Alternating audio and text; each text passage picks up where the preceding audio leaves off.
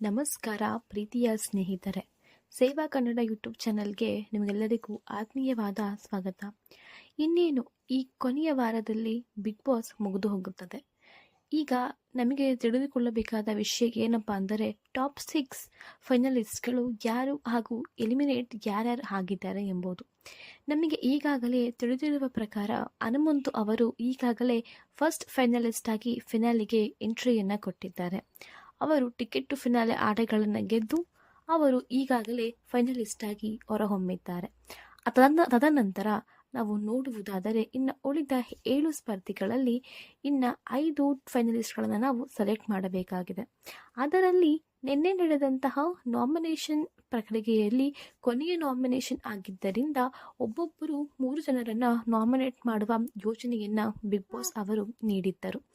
ಅದರಲ್ಲಿ ಎಲ್ಲರೂ ಕೂಡ ನಾಮಿನೇಟ್ ಆಗಿದ್ದು ತ್ರಿವಿಕ್ರಮರನ್ನ ಭವ್ಯ ಅವರು ನಾಮಿನೇಟ್ ಒಬ್ಬರು ಮಾಡಿದ್ದು ಬಿಟ್ಟು ಬೇರೆ ಯಾರು ಕೂಡ ತ್ರಿವಿಕ್ರಮ್ ಅವರನ್ನು ನಾಮಿನೇಟ್ ಮಾಡಿಲ್ಲ. ಆ ಕಾರಣದಿಂದ ತ್ರಿವಿಕ್ರಮ್ ಅವರು ಕೂಡ 2ನೇ ಫೈನಲಿಸ್ಟ್ ಆಗಿ ಹೊರಹೊಮ್ಮಿದ್ದಾರೆ.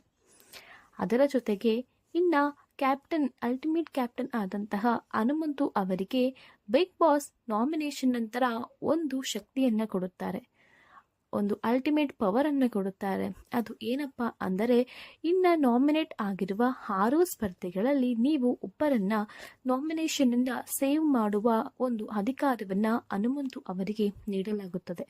ಅದರಲ್ಲಿ ಹನುಮಂತು ಅವರಿಗೆ ಬಿಗ್ ಬಾಸ್ ಮೊದಲಿನಿಂದ ಕೊನೆಯ ತನಕ ಆಟ, ಸ್ನೇಹ ಹಾಗೂ ಕೆಲಸ, ವ್ಯಕ್ತಿತ್ವ ಎಲ್ಲವನ್ನ ನೋಡಿ ಸ್ವಾಭಿಮಾನ ಎಲ್ಲವನ್ನ ಕನ್ಸಿಡರ್ ಮಾಡಿ ನೀವು ಒಬ್ಬರನ್ನ ಈ ನಾಮಿನೇಷನ್ನಿಂದ ಸೇವ್ ಮಾಡಬೇಕು ಅಂತ ತಿಳಿಸ್ಕೊಡ್ತಾರೆ. ಅದರಲ್ಲಿ ಹನುಮಂತು ಅವರು ಮೋಕ್ಷಿತಾ ಅವರ ಹೆಸರನ್ನು ತೆಗೆದುಕೊಳ್ತಾನೆ. ಮೋಕ್ಷಿತಾ ಅವರು ಆಟ ಅಷ್ಟೇ ಅಲ್ಲದೆ ಸಂಗೀತ, ಹಾಡು ಹೇಳುವುದಾಗಲಿ, ಎಂಟರ್ಟೈನ್ಮೆಂಟ್ ಆಗಲಿ, ಅದೇ ರೀತಿ ಸ್ವಾಭಿಮಾನ, ವ್ಯಕ್ತಿತ್ವ ಎಲ್ಲದರಲ್ಲೂ ಕೂಡ ಮೋಕ್ಷಿತಾ ಅವರು ಮೊದಲಿನಿಂದ ಕೊನೆಯವರೆಗೂ ಕೂಡ ಅದೇ ರೀತಿ ಇದ್ದಾರೆ. ಆ ಕಾರಣದಿಂದ ನಾನು ಮೋಕ್ಷಿತಾ ಅವರನ್ನು ನಾಮಿನೇಷನ್ನಿಂದ ಸೇವ್ ಮಾಡ್ತೀನಿ ಅಂತ ಹನುಮಂತು ಅವರು ಬಿಗ್ ಬಾಸ್ ಅವರಿಗೆ ತಿಳಿಸಿದ್ದು ಮೋಕ್ಷಿತಾ ಅವರು ಕೂಡ 3ನೇ ಫೈನಲಿಸ್ಟ್ ಆಗಿ ಫಿನಾಲೆಗೆ ಕಾಲಿಟ್ಟಿದ್ದಾರೆ.